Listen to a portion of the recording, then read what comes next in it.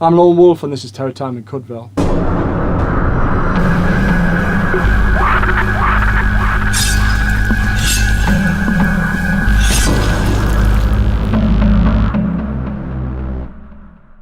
So this is the last day of these 8 beats for the NozL Looper 11, and I decided I wanted a going back with that sort of distorted 808 style beat.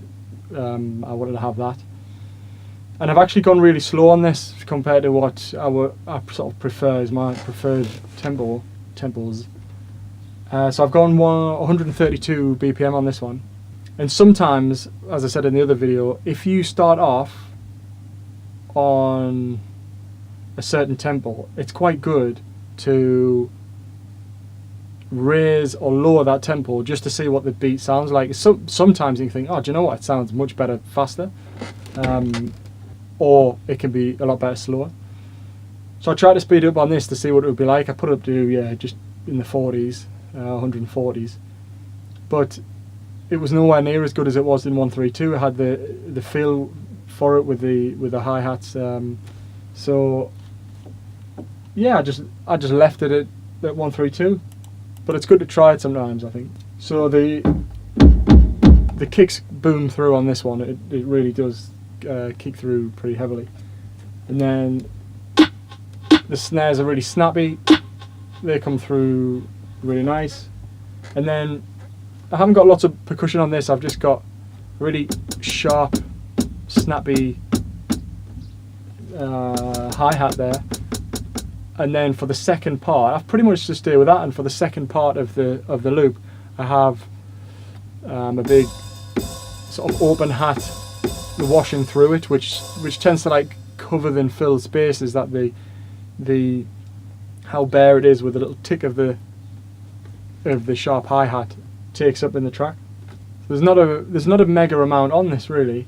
I ended up putting a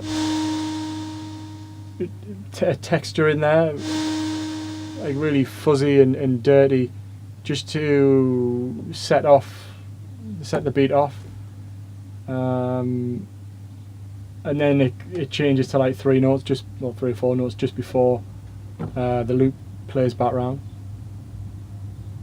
which just brings it to life a bit more rather than just having too much of a basic beat, even though it is to an extent fairly basic. But I suppose there's no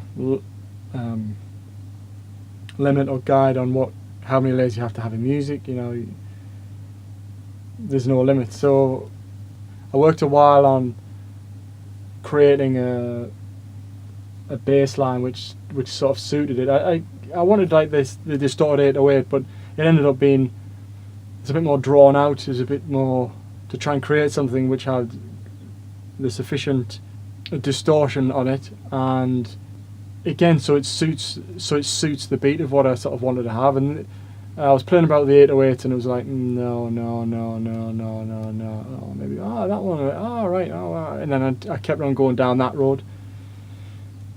So I came out with a nice dirty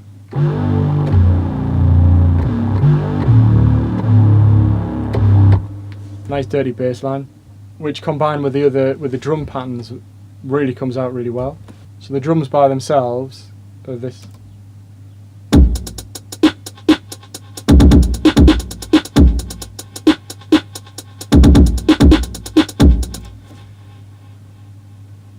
It's almost like 2 parts for the kicks. There's a real for the snare, that type of rhythm on it, but then the second one it's a bit more frantic, and they pair up quite well.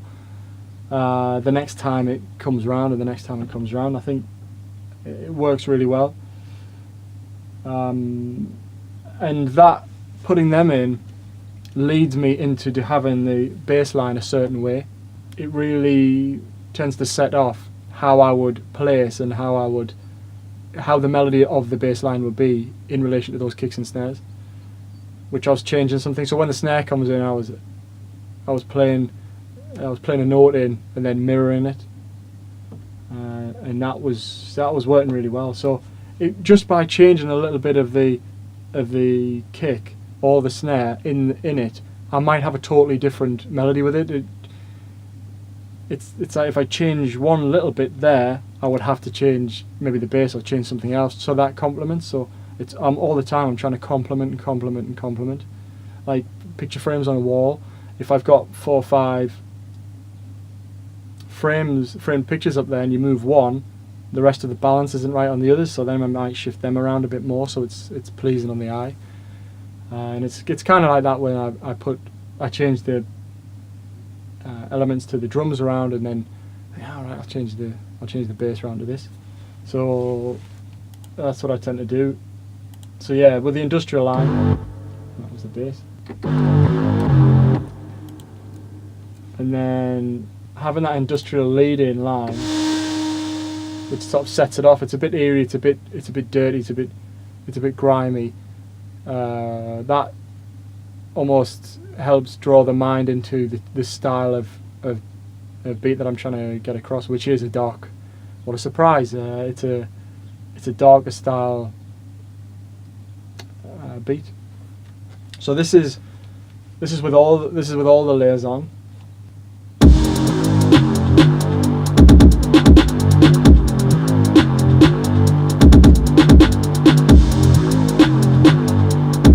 So that second part of the kicks and the snare, when they're really doubling up, and I really like that. That's probably my favourite thing about this, and how the bass complements it. And then obviously the second bit where I said about the hi-hats washing in, and it creates like a frantic, it's almost carefree, as if it's bringing out more flair, and it's a bit more carefree mentality about it.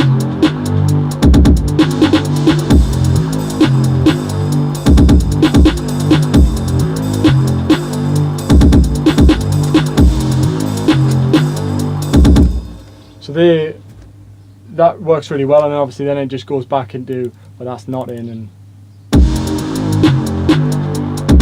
which I like doing that because it really revamps it. It's almost like going from a chorus into a verse or like a breakdown or something.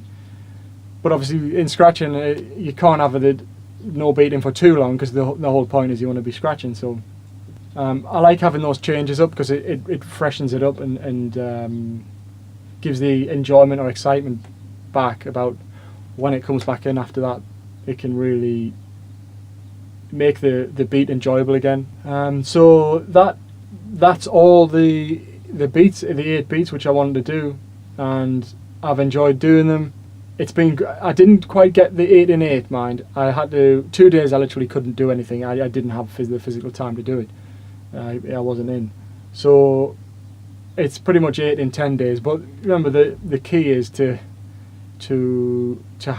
basically have the beats done in a short section of time, really. So a little couple of days here or there is just realistic, I'm afraid. Of which is still taking up a lot of my time to do it during those 8 days. But I've liked doing these. I've liked doing these videos for them. So I think when I do the releases for the Bloodied Blade Bandcamp page, for the purchasable beats, I might do those as well, because you guys seem to have liked me putting this up, which is great, and I've enjoyed doing them. I've got in a bit of a routine of doing them as well. It takes more time to have to put the video up and then process it and blah blah blah, but it's been really good to do, and I've obviously got 8 beats out of it in a fairly quick time turnaround. Yeah, so I hope you've enjoyed the series of this series and me doing them, and just going through some of the beats I've done, so you get to see them sort of earlier, really, and just an interest in what it's been like on the day I've made them, type of thing. And yeah, I'll do some more of these. I've got into a bit of rhythm with it, so it should work well. So until next time.